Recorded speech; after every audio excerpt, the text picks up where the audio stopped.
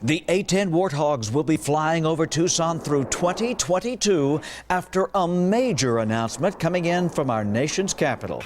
Good evening. Thanks for joining us. I'm Guy Atchley. And I'm Stella Inger. Big news today for American troops and for our local economy.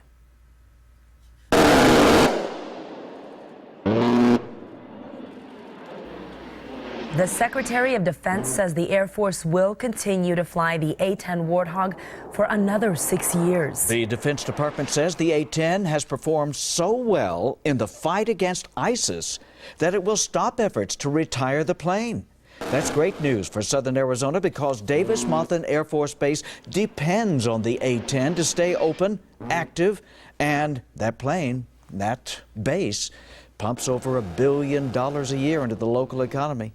KGUN 9 on your side's Craig Smith has more on this decision.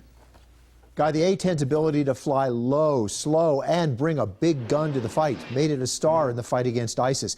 That put off Air Force plans to rush the plane into retirement to make room in the budget for the sophisticated new F-35.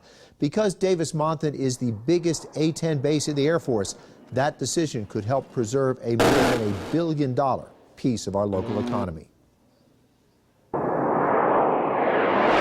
The A-10 was designed around a giant machine gun designed to slice into Soviet tanks. There's not much that can stand up to a quick burst of those bullets.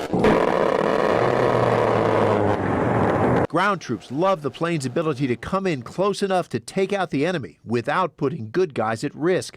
The plane is so far from sleek, it's called the Warthog, or just the Hog. But if the Hog and its pilot just saved your bacon, it's not ugly. It's beautiful. Got eyes on Hog, hot. Birds we love. The gunfire might have made it hard to hear that soldier call A-10s the birds we love. Tucsonans who never come close to combat have reason to love them too.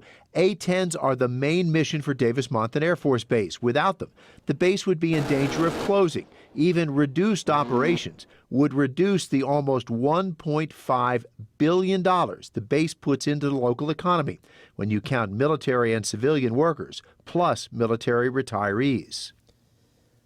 Martha McSally is the latest member of Congress to fight to keep the A-10 flying and contributing to the local economy. It has helped her influence that as an Air Force officer, she flew A-10s, and as an Air Force colonel, commanded an A-10 squadron at DM.